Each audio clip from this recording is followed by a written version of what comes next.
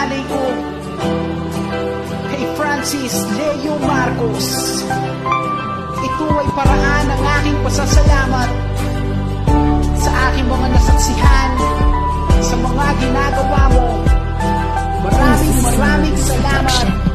Sa kabila ng virus na kumalat sa Pinas, ay merong isang bayani na biglang lumabas. Pangalan niya ay Francis Leo Marcos, na kapag tumulong ay hindi natatapos. Bihirang aksyon ay pinakita sa lahat, hindi kayat ang lahat ng mayayamang barat, na tumulong at bawasan ang naitatagong yaman. Humamon sa mga politiko na puro yabang. Siya yung tao na merong kayang patunayan. Sa katunayan nga ay marami nang natulungan. Bagong Superman ng bayan, hanggang magbawas ng yaman, handang ibenta lahat kanyang mga ari-arian. Para makatulong lang pinaghirap ay di inisip, para sa mga kababayan hindi pagkakain. Kaya salamat ng marami sa mga ginagawa mo. Sana lahat ng mga mayayaman kagaya mo.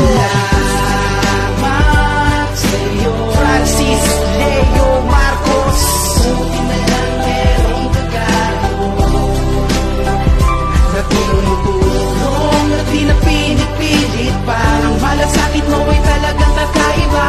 Wala ka namang hinihinging kapalit, pero tunay na ika'y napakabait. Araw-araw ay meron kang natutulungan. Ang mga mahihirap una mo't tinututukan, na pumukaw sa damdamin ng lahat, sapagkat ikaw yung tao na walang ibang hinangad. Ikaw yung idolo ngayon ng isang katulad ko. Hayaan mong ialay ko sa'yo awitin kong ito. Ito ang aking paraan para pasalamatan ka, para kahit sandali naman ay mapasaya ka. Bibihira ang katulad mo dito sa ating bayan. Lahat ng sabihin mo ginawa't pinatunayan. Para sa ating kababayan lahat ay ginagawa. Kawang gawa mo ay natikman na ng buong bansa. Meron kang isang salita pati masipag na pagkilos. Isa kang superhero, Francis Leo Marcos. Nararapat lamang na alaya ng kanta, at sa Diyos na may likha ay ipagdarasal kita.